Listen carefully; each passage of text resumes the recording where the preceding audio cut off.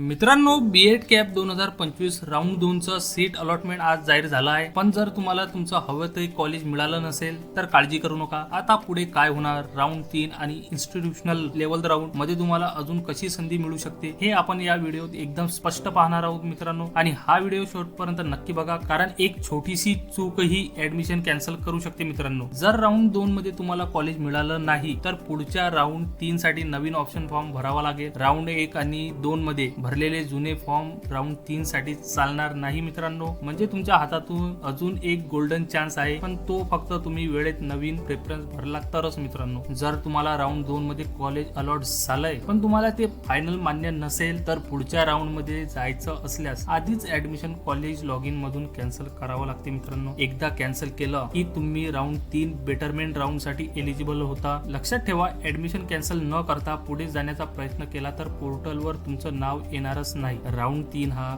Betterment plus phase chance दोन्ही प्रकारचा round आहे. अजून